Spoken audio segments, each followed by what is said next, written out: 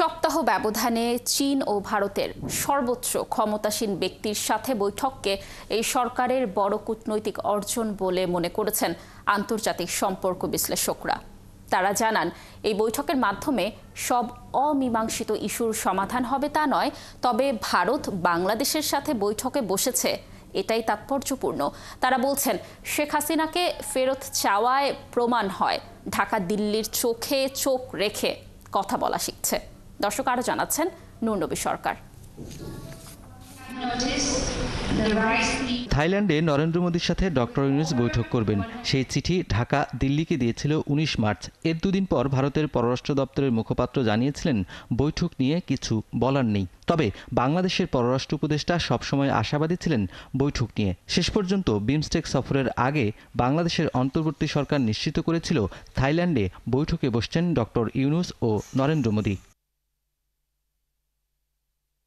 আলোচিত এই বৈঠকে বাংলাদেশের মানুষের কি অর্জন হবে এ নিয়ে চূড়ান্ত আগ্রহ ছিল কূটনৈতিক বিশ্লেষকদের।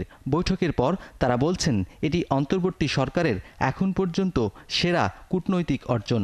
প্রধান উপদেষ্টা ডক্টর মোহাম্মদ ইউনূসের সাথে ভারতের প্রধানমন্ত্রী নরেন্দ্র মোদীর বৈঠকটির একটি কূটনৈতিক তাৎপর্য আছে, কারণ ৫ই অগস্ট পরবর্তী সময়ে দুইটা প্রতিবেশী দেশের মধ্যে সরকার প্রধান লেভেলে কোনো বৈঠক বা আলোচনা হয়নি। সুতরাং সেই দিক থেকে যদি চিন্তা করা হয় যে প্রতিবেশী দেশ হিসেবে সরকার প্রধানদের বৈঠকটা খুবই গুরুত্বপূর্ণ, এটা একটা। দ্বিতীয় যেটা হলো যে এই বৈঠকে বেশ কিছু ইস্যুস এসছে যেটা বাংলাদেশের জাতীয় স্বার্থের সাথে সরাসরি সম্পর্কিত। ভারত তো আমাদের প্রধান উপদেষ্টার সাথে বা এই সরকারের সাথে বসতেই চায়নি প্রথমে যে বসেছে এটা একটা অর্জন বলে আমি মনে করি। এক নম্বর, অর্থাৎ তারা স্বীকৃতিও দিয়েছে যে প্রেজেন্ট যে গভর্নমেন্ট, অন্তর্বর্তীকালীন সরকার, এটাকে তাদের স্বীকৃতি হয়েছে। চোখে চোখ রেখে যে কথা বলতে পারা, এইটাই তো বলতে পারিনি আমরা গত 15-16 বছর। কিন্তু এখন উনি চোখে চোখ রেখে একটা স্বাধীন সার্বভৌম দেশের প্রধান হিসাবে যে কাজটি করার কথা সেই কাজটিই করেছেন। শেখ হাসিনার পতনের পর মোদী অন্তর্বর্তী সরকারকে সৌজন্য বার্তা দিয়েছে একাধিকবার। মন্ত্রী ও সচিব পর্যায়ের কর্মকর্তাদের সাথে বৈঠক হয়েছে দুই দেশের।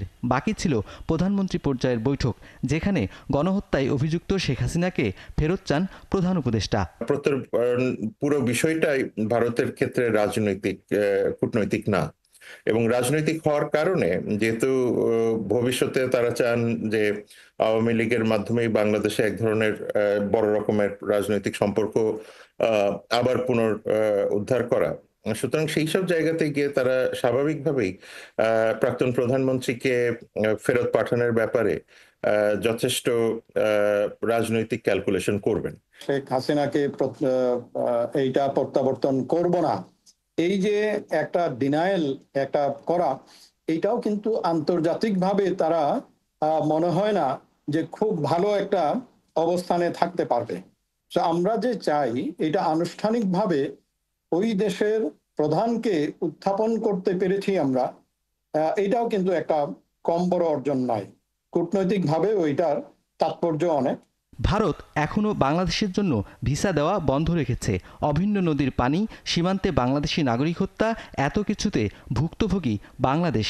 অথচ ভারত বলেছে তারা বাংলাদেশের মানুষের সাথে বাস্তববাদী সম্পর্কে বিশ্বাস করে।